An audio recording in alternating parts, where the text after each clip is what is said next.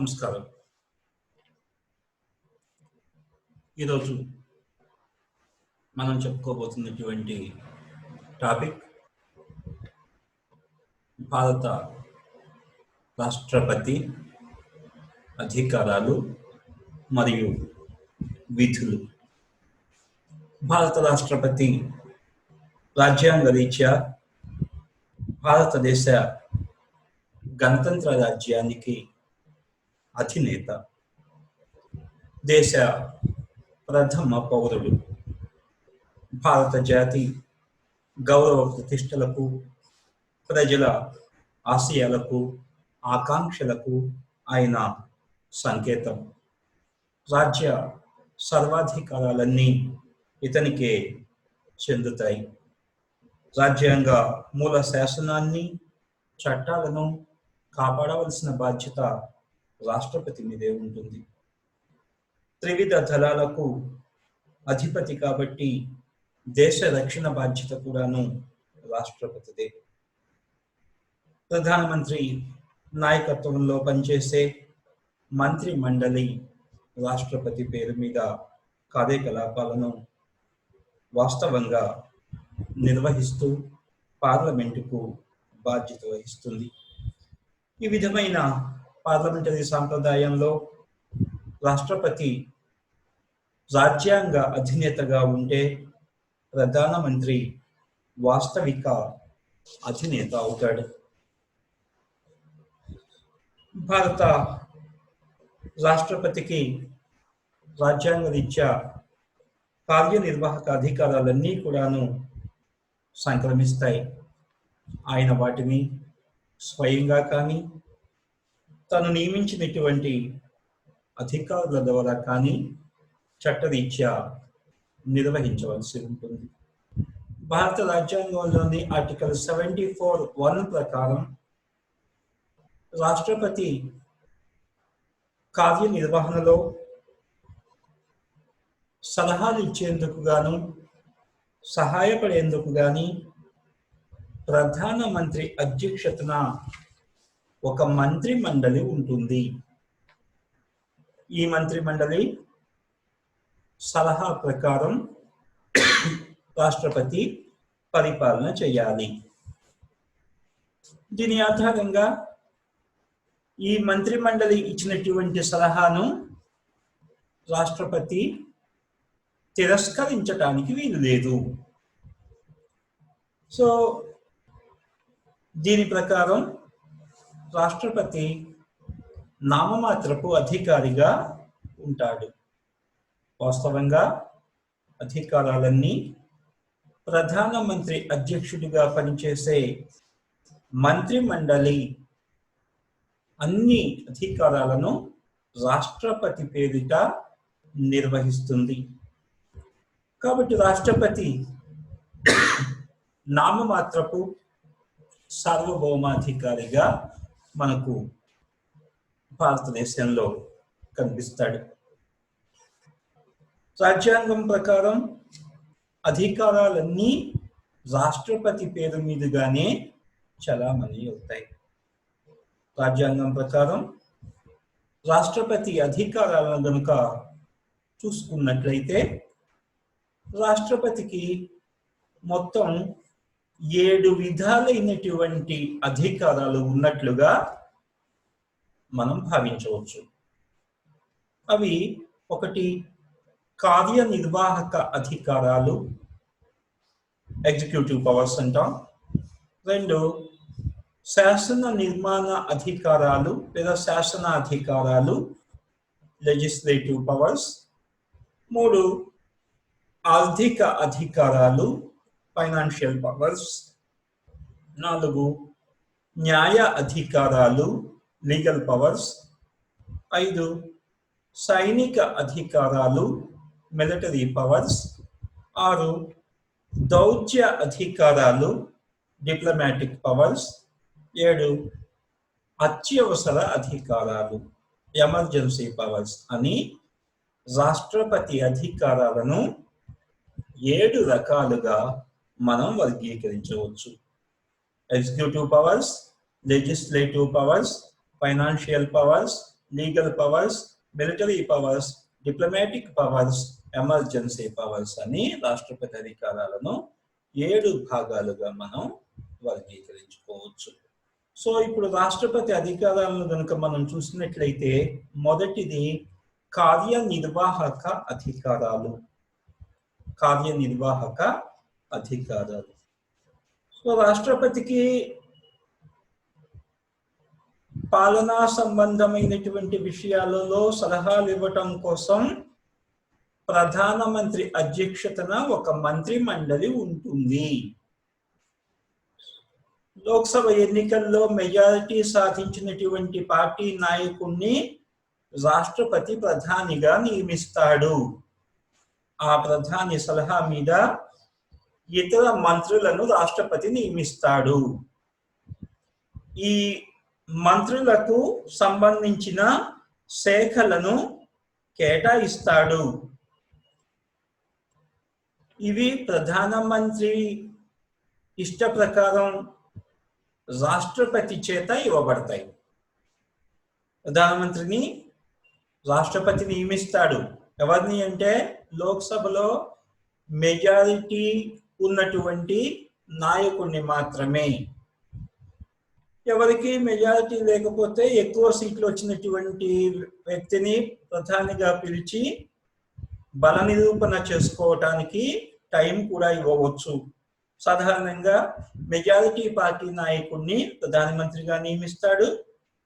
ఆయన చెప్పిన ప్రకారం ఇతర మంత్రులను నియమిస్తాడు.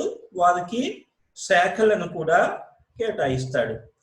సో ఈ మంత్రి మండలి నుంచి ప్రభుత్వ వ్యవహారాలకు సంబంధించిన సమాచారాన్ని రాష్ట్రపతి ఎప్పటికప్పుడు తెలుసుకుంటాడు. సాధారణంగా మంత్రి మండలి నిర్ణయాలను రాష్ట్రపతి పాటించాలి. అయితే తప్పనిసరిగా పాటించాలా లేదా అనేది 42వ రాజ్యాంగ సవరణ ప్రకారం మంత్రి మండలి నిర్ణయాన్ని తప్పనిసరిగా పాటించవలసిందే. అయితే 44వ రాజ్యాంగ సవరణలో ఏమన్నారు అంటే రాష్ట్రపతి ఆమోదం నిమిత్తం పంపినటువంటి మంత్రి మండలి నిర్ణయాన్ని రాష్ట్రపతి పునరాలోచన కోసం త్రిప్పి మంత్రి మండలికి పంపించవచ్చు. అయితే మంత్రి మండలి రెండవసారి అదే నిర్ణయాన్ని కనుక ఆమోదించినట్లయితే రాష్ట్రపతి దాన్ని తిరస్కరించటానికి వీలు లేదు. అంటే ఒక్కసారి మాత్రమే రాష్ట్రపతి మంత్రి మండలి నిర్ణయాన్ని వెనక్కి పంపించగలుగుతాడు. ఇక మంత్రి మండలికి ఇంతటి ప్రాధాన్యత ఎందుకు అంటే పార్లమెంటరీ పద్ధతిలో మంత్రి మండలి లోక్సభకు బాధ్యత వహిస్తుంది. కాబట్టి లోక్సభకు బాధ్యత వహించి మంత్రి మండలి నిర్ణయాలు తీసుకుంటుంది. కాబట్టి ఆ మంత్రి మండలి నిర్ణయాల ప్రకారం రాష్ట్రపతి నడవవలసిందే. సో ఆ మంత్రి మండలి నిర్ణయాలకు వ్యతిరేకంగా కనుక రాష్ట్రపతి ఉంటే పదవిలో ఉండటం కష్టం అవుతుంది. ఎందుకంటే మెజారిటీ పార్టీ చెప్పినటువంటి వ్యక్తే రాష్ట్రపతిగా ఉంటాడు. కాబట్టి మంత్రి మండలి నిర్ణయానికి వ్యతిరేకంగా ఉండటానికి రాష్ట్రపతికి అవకాశం లేదు. కనుక మంత్రి మండలి తీసుకున్నటువంటి నిర్ణయాలకు మద్దతు తెలుపుతూ ఒకవేళ ఏవైనా అవి తప్పుగా ఉన్నట్లయితే ఒకసారి వెనక్కి పంపించేటటువంటి అధికారం మాత్రం రాష్ట్రపతికి ఉంది. కనుక పాలనా వ్యవహారాలలో రాష్ట్రపతికి సలహా ఇచ్చేందుకు ప్రధానమంత్రి అధ్యక్షతన ఒక మంత్రి మండలి ఉంటుంది. ఇక దేశానికి సంబంధించిన పాలనా నిర్వహణ కోసం అనేక మంది అధికారులను నియమించేటటువంటి అధికారం రాష్ట్రపతికి ఉంది. అయితే ఈ నియామకానికి మంత్రి మండలి ఆమోదం తప్పనిసరిగా అవసరమవుతుంది. మంత్రి మండలి సూచించినటువంటి వారిని మాత్రమే రాష్ట్రపతి పదవిలో నియమిస్తాడు. సుప్రీంకోర్టు ప్రధాన న్యాయమూర్తిని ఇతర న్యాయమూర్తులను నియమించే అధికారం రాష్ట్రపతితే. రాష్ట్ర ప్రధాన హైకోర్టుల న్యాయమూర్తిని ఇతర న్యాయమూర్తులను నియమిస్తాడు. యూనియన్ పబ్లిక్ సర్వీస్ కమిషన్ అధ్యక్షుడిని దాని సభ్యుల్ని రాష్ట్రపతి నియమిస్తాడు. అటార్నీ జనరల్ను రాష్ట్రపతి నియమిస్తాడు. కంట్రోలర్ అండ్ ఆడిటింగ్ జనరల్ను రాష్ట్రపతి నియమిస్తాడు. రాష్ట్రాల గవర్నర్లను, కేంద్ర పాలిత ప్రాంతాల కమిషనర్లను రాష్ట్రపతి నియమిస్తాడు. చీఫ్ ఎలక్షన్ కమిషనర్ను, దాని ఇతర సభ్యులను నియమిస్తాడు. షెడ్యూల్డ్ కులాల తెగల సంక్షేమ సంఘం అధ్యక్షుడిని, సభ్యులను నియమిస్తాడు. అధికార భాషా సంఘం సభ్యులను నియమిస్తాడు. అంతర్రాష్ట్ర సలహా సంఘం చైర్మన్ ని, సభ్యులను నియమిస్తాడు. ఆర్థిక సంఘం సభ్యులను నియమిస్తాడు. షెడ్యూల్డ్ ప్రాంతాల సంఘం ప్రత్యేక అధికారిని కూడా రాష్ట్రపతి నియమిస్తాడు. వెనుకబడిన ప్రాంతాల విచారణ సంఘాన్ని నియమించడంతో పాటు దాని అధికారులను తొలగించేటటువంటి అధికారం కూడా రాష్ట్రపతికే ఉంటుంది. అంతేకాకుండా 6వ షెడ్యూల్లో, రాజ్యాంగంలోని 6వ షెడ్యూల్లో పేర్కొన్న ఆటవిక జాతుల ప్రాంతాల పాలనకు అవసరమైనటువంటి నిబంధనలను రాష్ట్రపతి రూపొందిస్తాడు. అంతేకాక రాష్ట్రపతి ఉభయ సభల సంయుక్త సమావేశానికి సంబంధించిన నియమాలను రూపొందిస్తాడు. అఖిల భారత సర్వీస్ నియామకాలను కూడా రాష్ట్రపతే చేస్తాడు. సో దేశ పరిపాలనకు అవసరమైనటువంటి ముఖ్యమైన పాలనా అధికారులందరినీ కూడాను రాష్ట్రపతి నియమిస్తాడు. వారి ద్వారా దేశ పరిపాలనకు అవసరమైనటువంటి పాలనను రాష్ట్రపతి చలాయిస్తాడు. ఇది రాష్ట్రపతికి ఉన్నటువంటి కార్యనిర్వాహక అధికారాలు. ఇక శాసన సంబంధమైనటువంటి అధికారాల విషయానికి వచ్చినట్లయితే, భారత రాజ్యాంగం ప్రకారం భారతదేశంలో ఒక కేంద్ర శాసన సభ 2 సభలతో కూడుకొని ఉంటుంది. ఆ సభలకు అధిపతిగా రాష్ట్రపతి ఉంటాడు. సో శాసన సభల అధిపతి రాష్ట్రపతి. దీని ప్రకారం రాష్ట్రపతి పార్లమెంటులో భాగంగా పార్లమెంటుకు నాయకుడిగా ఉంటాడు. పార్లమెంట్ అంటే రాజ్యసభ మరియు లోక్సభ. సో ఈ శాసన సభలతో రాష్ట్రపతికి ఉన్నటువంటి సంబంధాన్ని బట్టి అనేక శాసన సంబంధమైనటువంటి అధికారాలను రాష్ట్రపతి చలాయిస్తాడు. రాష్ట్రపతి పార్లమెంటు సమావేశాలను ఏర్పాటు చేయడానికి అధికారం ఉంది. సమావేశం ముగిసిన తరువాత మరొక సమావేశం ఏర్పాటు చేసే వరకు దాన్ని ప్రోరోగ్ చేసేటటువంటి అధికారం రాష్ట్రపతికి ఉంటుంది. గడువు ముగిసినా ముగియకపోయినా శాసనసభను రద్దు చేసేటటువంటి అధికారం కూడా రాష్ట్రపతికి ఉంటుంది. అంటే సమావేశాలను వాయిదా వేయడానికి, ఏర్పాటు చేయటానికి రాష్ట్రపతికి మాత్రమే అధికారం ఉంటుంది. సాధారణ ఎన్నికలను నిర్వహించి ఆ తర్వాత సమావేశమైన పార్లమెంట్ ఉభయ సభల సంయుక్త సమావేశాలలో రాష్ట్రపతి ప్రారంభోపన్యాసం చేస్తాడు. లోక్సభ ఎన్నికలు జరిగాయనుకోండి, ఎన్నికలు జరిగిన తర్వాత కొత్త పార్లమెంట్ ఏర్పడుతుంది. ఆ పార్లమెంట్ ఉభయ సభల సంయుక్త సమావేశంలో రాష్ట్రపతి ప్రసంగిస్తాడు.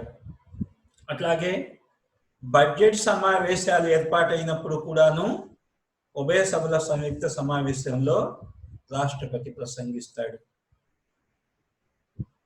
ఒక బిల్లు ఒక సభ చేత ఆమోదం పొంది ఇంకొక సభ చేత వ్యతిరేకించబడిన సందర్భంలో కూడా ఉభయ సభల సంయుక్త సమావేశం ఏర్పాటు చేయబడుతుంది. అప్పుడు కూడాను రాష్ట్రపతి ప్రసంగిస్తాడు. దేశానికి విదేశాల నుంచి ఎవరైనా గౌరవ అతిథులు వచ్చినట్లయితే వాళ్ళ గౌరవార్థం ఉభయ సభల సంయుక్త సమావేశం ఏర్పాటవుతుంది. అప్పుడు కూడాను రాష్ట్రపతి దానిలో ప్రసంగిస్తాడు. సో రాష్ట్రపతి ఉభయ సభల సంయుక్త సమావేశంలో ప్రసంగించవచ్చు. ఇవి సాధారణంగా ఈ సందర్భాల్లో జరుగుతాయి. ఎన్నికలు మూసి మొదటి పార్లమెంటు సమావేశం జరుగుతూ ఉన్నప్పుడు, బడ్జెట్ సమావేశాల ప్రారంభం అయినప్పుడు, ఒక బిల్లు ఆమోదం పొంది ఇంకొక బిల్లు వ్యతిరేకించబడినప్పుడు, ఉభయ సభల సంయుక్త సమావేశం ఏర్పాటైనప్పుడు, విదేశీ అతిథుల గౌరవార్థం సంయుక్త సమావేశం ఏర్పాటైనప్పుడు. అయితే ఉభయ సభల సంయుక్త సమావేశానికి అధ్యక్షత వహించేది లోక్సభ స్పీకర్. సమావేశంలో ప్రసంగించేది రాష్ట్రపతి, దానికి అధ్యక్షత వహించేది లోక్సభ స్పీకర్. ప్రతి సంవత్సరం ప్రభుత్వం చేత బడ్జెట్ను సభలో ప్రవేశపెట్టబడి ఆ బడ్జెట్ సభ ఆమోదం పొందేలా చూసుకోవలసినటువంటి బాధ్యత రాష్ట్రపతి మీద ఉంటుంది. పార్లమెంటు పరిశీలనకి అప్పుడప్పుడు రాష్ట్రపతి కొన్ని సందేశాలను పంపవచ్చు. అంతేకాకుండా ఉభయ సభల సంయుక్త సమావేశాన్ని ఏర్పాటు చేసేటటువంటి అధికారం రాష్ట్రపతికి ఉంది. ఎప్పుడంటే ఇందా చెప్పినట్లుగా ఒక సాధారణ బిల్లు ఒక సభ ఆమోదించి రెండవ సభ తిరస్కరించినప్పుడు, లేదంటే బడ్జెట్ సమావేశాలప్పుడు,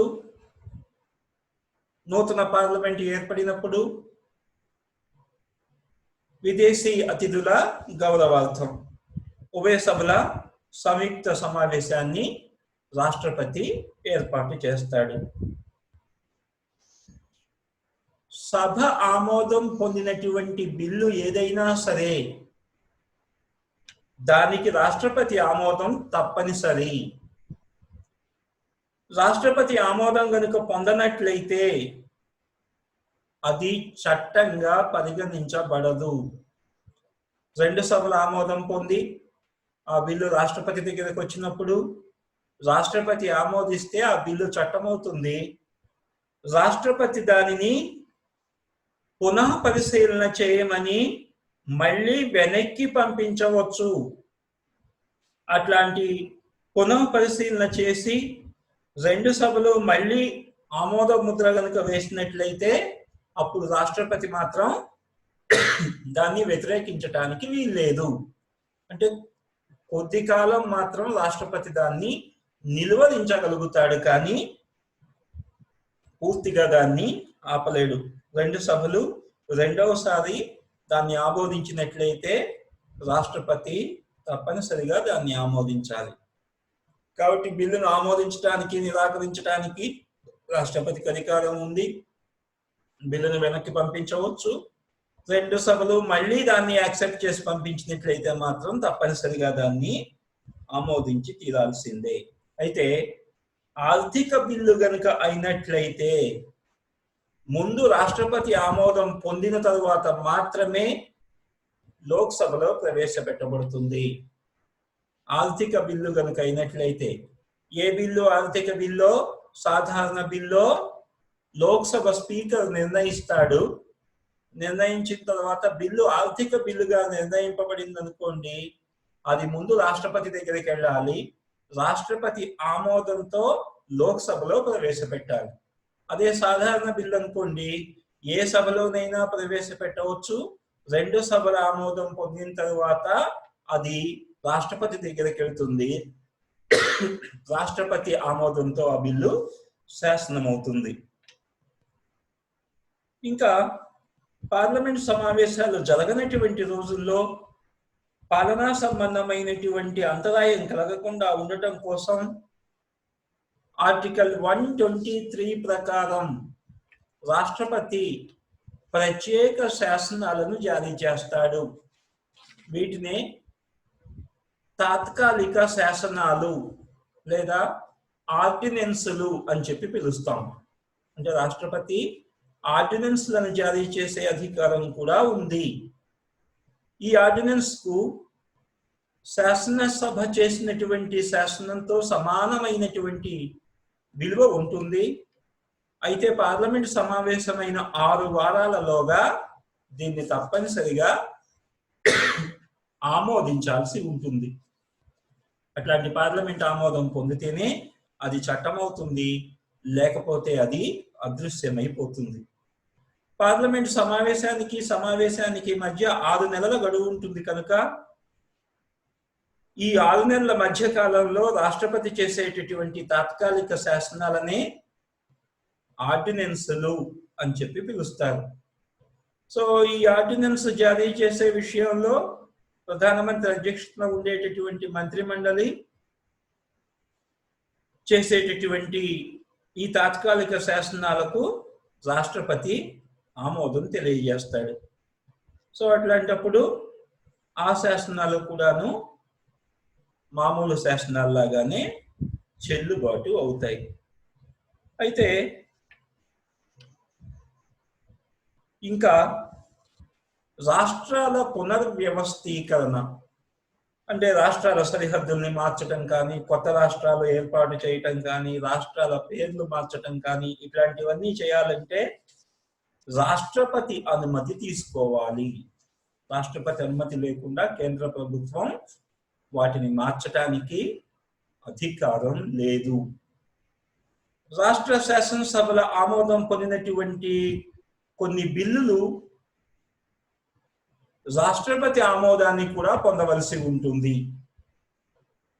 అలాంటప్పుడు అట్లాంటి బిల్లుల్ని ఆమోదించటానికి కానీ తిరస్కరించటానికి కానీ రాష్ట్రపతికి అధికారం ఉంటుంది. కాబట్టి రాష్ట్రాలకు సంబంధించినటువంటి కొన్ని బిల్లుల్ని కూడా రాష్ట్రపతి ఆమోదానికి గవర్నర్ పంపిస్తాడు. రాష్ట్రపతి పూర్వానుమతి లేనిదే కొన్ని పన్నులకు సంబంధించినటువంటి బిల్లులని రాష్ట్ర శాసనసభల్లో చర్చించడానికి వీల్లేదు. వాటికి రాష్ట్రపతి ఆమోదం ఉంటేనే రాష్ట్ర శాసనసభల్లో చర్చిస్తారు. ఇక గవర్నర్ సిఫార్సు మీద ఆర్టికల్ 356 ప్రకారం రాష్ట్రపతి పాలనను విధించేటటువంటి అధికారం రాష్ట్రపతికి ఉంది. దీన్నే ప్రాంతీయ అత్యవసర పరిస్థితి అంటాం. అట్లాంటి అత్యవసర పరిస్థితిని రాష్ట్రపతి పాలనను ఏదైనా ఒక రాష్ట్రంలో రాజ్యాంగ రీత్యా పరిపాలన జరగటం లేదని కానీ, రాజ్యాంగ సంక్షోభం ఉంది అని కానీ గవర్నర్ సిఫార్సు చేసినట్లయితే మంత్రిమండలి ఆమోదంతో ఆ రాష్ట్రంలో రాష్ట్రపతి పాలన విధించేటటువంటి అధికారం రాష్ట్రపతికి ఉంది. రాజ్యాంగ సవరణకు సంబంధించినటువంటి బిల్లుల్ని పార్లమెంట్ ఆమోదిస్తే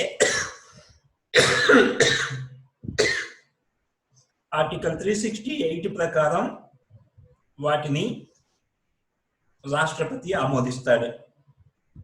ఇంకా రాష్ట్రపతికి రాజ్యాంగంలోని ఆర్టికల్ 83 ప్రకారం రాజ్యసభకు సాహిత్యం, కళలు, సాంఘిక సేవ మొదలైన రంగాల్లో ప్రముఖులైనటువంటి 12 మంది సభ్యుల్ని నామినేట్ చేసే అధికారం రాష్ట్రపతికి ఉంది.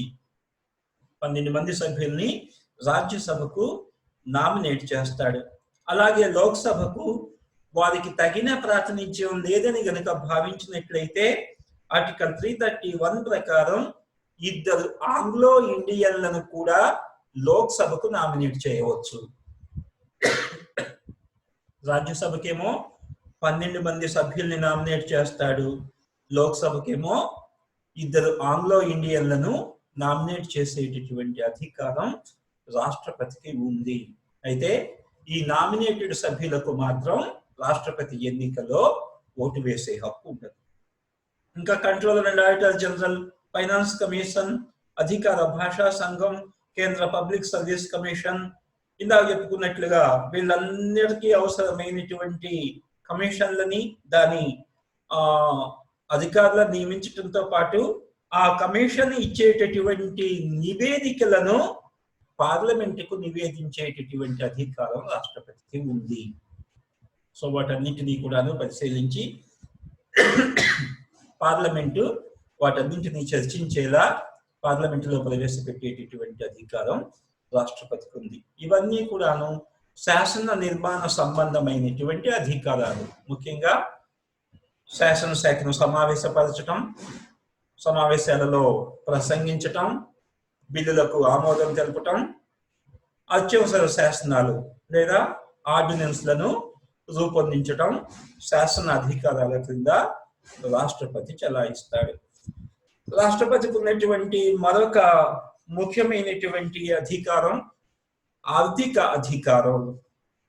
ఆర్థిక అధికారాల కింద రాజ్యాంగంలోని ఆర్టికల్ 112 నుంచి 117 వరకు రాష్ట్రపతి ఆర్థిక అధికారాలను గురించి మనకు తెలియజేస్తున్నాయి. వీటి ప్రకారం రాష్ట్రపతి అనుమతి లేనిదే ఆర్థిక బిల్లులని లోక్సభలో ప్రవేశపెట్టడానికి వీల్లేదు.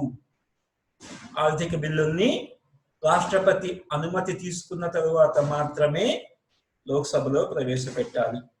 బడ్జెట్, అనుబంధ బడ్జెట్లను కూడా రాష్ట్రపతి అనుమతితో మాత్రమే సభలో ప్రవేశపెట్టాలి. పార్లమెంట్ ఆమోదించిన ఆర్థిక బిల్లులను రాష్ట్రపతి ఆమోదం తెలపాలి. ప్రతి 5 సంవత్సరాలకు ఒకసారి రాష్ట్రపతి ఫైనాన్స్ కమిషన్ ని ఏర్పాటు చేసి కేంద్ర రాష్ట్ర ప్రభుత్వాల మధ్య ఆర్థిక వనరుల పంపిణీ, ఆర్థిక విధానం, పొదుపు, వెనుకబడిన ప్రాంతాల అభివృద్ధికి సంబంధించిన విషయాలను సిఫార్సు చేసేటటువంటి అధికారం ఆ కమిషన్ చేతిలో ఉంటుంది. కంట్రోలర్ అండ్ ఆడిటర్ జనరల్ నివేదికను పార్లమెంటుకు సమర్పించేలా చూస్తాడు. 42వ రాజ్యాంగ సవరణ ప్రకారం కేంద్ర రాష్ట్ర ప్రభుత్వాల అకౌంట్ల నిర్వహణ పత్రాలను రాష్ట్రపతి రూపొందిస్తాడు. దేశ ఆదాయ వ్యయానికి సంబంధించినటువంటి నివేదిక బడ్జెట్, ఈ బడ్జెట్ను పార్లమెంటుకు సమర్పించి పార్లమెంటు ఆమోదం పొందేలా చూడవలసినటువంటి బాధ్యత రాష్ట్రపతి మీదే ఉంటుంది. సో దేశ ఆర్థిక విధానం మొత్తం కూడాను రాష్ట్రపతి పేరు మీదే నడుస్తుంది. ఇది ఆర్థిక సంబంధమైనటువంటి అధికారాలు. ఇక న్యాయపరమైనటువంటి అధికారాలు. రాష్ట్రపతి న్యాయ అధినేతగా ఉంటాడు, న్యాయశాఖకు అధిపతిగా ఉంటాడు. ఆర్టికల్ 72 ప్రకారం రాష్ట్రపతికి న్యాయ సంబంధమైనటువంటి అనేక అధికారాలు ఉన్నాయి. ఉన్నత న్యాయస్థానాలు విధించినటువంటి శిక్షలను తాత్కాలికంగా నిలిపివేయడానికి కానీ, అమలు చేయడానికి కానీ, లేదా ఆ శిక్ష అమలును వాయిదా వేయడానికి కానీ, శిక్షను మార్చడానికి కానీ రాష్ట్రపతికి అధికారం ఉంది. సుప్రీంకోర్టు వేసినటువంటి శిక్షని తాత్కాలికంగా నిలిపివేయగలుగుతాడు, దాని అమలును వాయిదా వేయగలుగుతాడు, శిక్షను మార్చేటటువంటి అధికారం కూడా రాష్ట్రపతికి ఉంది. ఉదాహరణకు మరణశిక్ష పడినటువంటి ఖైదీకి ఆ మరణశిక్షను యావజ్జీవ కారాగారవాస శిక్షగా తగ్గించేటటువంటి అధికారం రాష్ట్రపతికి ఉంది. శిక్షను తగ్గించవచ్చు లేదా క్షమాభిక్ష ప్రసాదించేటటువంటి అధికారం కూడా రాష్ట్రపతికి ఉంది. అంటే క్షమాభిక్ష ప్రసాదించి అతడి శిక్షను పూర్తిగా రద్దు చేసేటటువంటి అధికారం ఫైనల్ గా రాష్ట్రపతికే ఉంటుంది. సో సుప్రీంకోర్టు ప్రధాన న్యాయమూర్తిని, ఇతర న్యాయమూర్తులను, హైకోర్టు ప్రధాన న్యాయమూర్తిని, ఇతర న్యాయమూర్తులను నియమించేటటువంటి అధికారం రాష్ట్రపతికి ఉంది. కోర్టు మార్షల్ అంటాం, సైనిక శిక్షలు. ఈ సైనిక శిక్షలను కూడాను కుదించేటటువంటి అధికారం రాష్ట్రపతికి ఉంటుంది. అయితే ఈ సైనిక శిక్షల విషయంలో రాష్ట్రపతి అధికారాలు సైనిక అధికారుల అధికారాన్ని ఏమాత్రం ప్రభావితం చేయవు. అంతేకాదు, ఈ అధికారాలు కేంద్ర జాబితాకు చెందిన అంశాలపై చేసిన నేరాలకు మాత్రమే వర్తిస్తాయి. కానీ కొన్ని ప్రత్యేక పరిస్థితుల్లో పార్లమెంటు చట్టం ద్వారా రాష్ట్ర ప్రభుత్వాధికారానికి మినహాయింపు ఇచ్చి సంయుక్త జాబితాలోని విషయాలకు కూడా వర్తింప చేయవచ్చు. సాధారణంగా క్షమాభిక్ష అధికారాన్ని రాష్ట్రపతి మంత్రి మండలి సలహా ప్రకారం పాటిస్తాడు.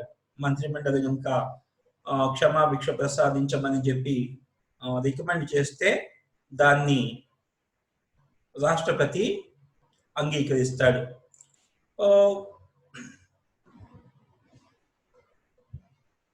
ఆ తర్వాత రాష్ట్రపతికి రాజ్యాంగ రీత్యా న్యాయ సలహా పొందేటటువంటి అధికారం కూడా రాజ్యాంగం రాష్ట్రపతికి ఇచ్చింది. ఆర్టికల్ 143 ప్రకారం పాలనా సంబంధమైనటువంటి విషయాలలో రాష్ట్రపతికి రాజ్యాంగ సంబంధమైనటువంటి సమస్య ఏదైనా ఉత్పన్నమైనప్పుడు అట్లాంటి పరిస్థితుల్లో సుప్రీంకోర్టు ప్రధాన న్యాయమూర్తి సలహాను రాష్ట్రపతి తీసుకోవచ్చు. అయితే ఈ సలహాను పాటించాలా పాటించకపోవటం అనేది రాష్ట్రపతి ఇష్టం మీద ఆధారపడి ఉంటుంది. రాష్ట్రపతి కోరినట్లయితే అట్లాంటి విషయంలో తప్పనిసరిగా సలహా ఇవ్వవలసిన బాధ్యత సుప్రీంకోర్టు ప్రధాన న్యాయమూర్తి మీద ఉంటుంది. కనుక రాష్ట్రపతి పాలనా సంబంధమైనటువంటి విషయాలలో రాజ్యాంగపరమైనటువంటి సందేహాలు ఏర్పడినప్పుడు సుప్రీంకోర్టు ప్రధాన న్యాయమూర్తిని సలహా కోరవచ్చు. సుప్రీంకోర్టు ప్రధాన న్యాయమూర్తి అట్లాంటి సలహాను అందించాలి. అయితే ఆ సలహాను పాటించటం పాటించకపోవటం అనేది రాష్ట్రపతి మీద ఆధారపడి ఉంటుంది. ఆయనకి ఇష్టమైతే పాటించవచ్చు, లేకపోతే లేదు. ఈ తర్వాత మరొకటి సైనిక పరమైనటువంటి అధికారాలు. భారత రాజ్యాంగంలోని ఆర్టికల్ 53(2) ప్రకారం భారత రాష్ట్రపతి భారత సర్వ సైన్యాధిపతిగా ఉంటాడు. త్రివిధ దళాలకు ఆయనే అధిపతి. ఇతడు ప్రధానమంత్రి సలహా మీద రక్షణ మంత్రిని నియమిస్తాడు.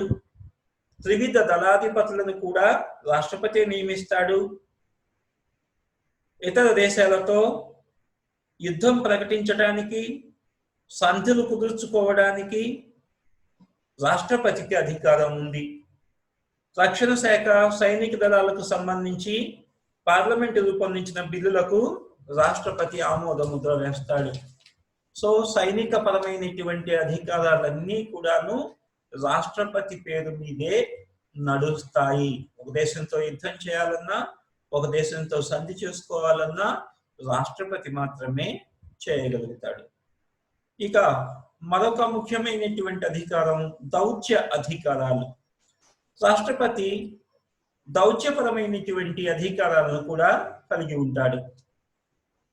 ఇతర దేశాలలో రాయబారులను నియమించటం,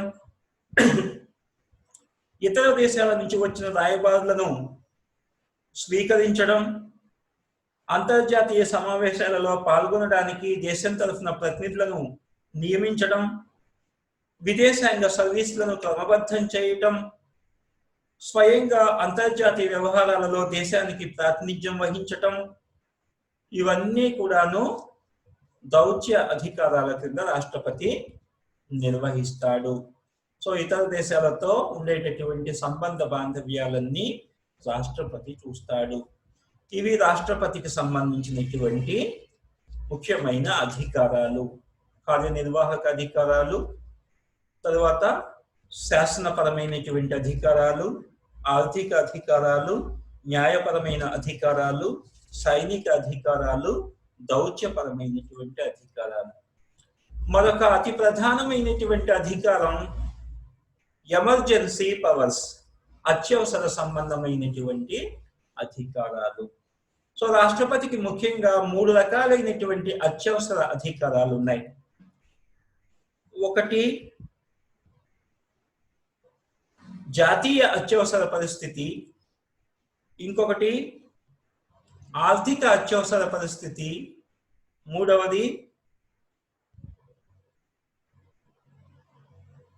రాష్ట్రాలలో రాష్ట్రపతి పాలన విధించటం లేదా ప్రాంతీయ అత్యవసర పరిస్థితి. జాతీయ అత్యవసర పరిస్థితి, ఆర్థిక అత్యవసర పరిస్థితి, ప్రాంతీయ అత్యవసర పరిస్థితి అని 3 రకాలైనటువంటి అత్యవసర అధికారాలు రాష్ట్రపతికి ఉన్నాయి. సో ఈ అత్యవసర అధికారాలను మళ్ళీ మనం ఇంకొకసారి చర్చించుకుందాం. ఇప్పటి వరకు మనం చెప్పుకున్నటువంటిది రాష్ట్రపతి సాధారణ అధికారాల గురించి మనం చర్చించుకున్నాం. Thank you. మీ అందరికీ కూడాను ఇంతవరకు ఓపికగా విన్నందుకు ధన్యవాదాలు. Thank you very much.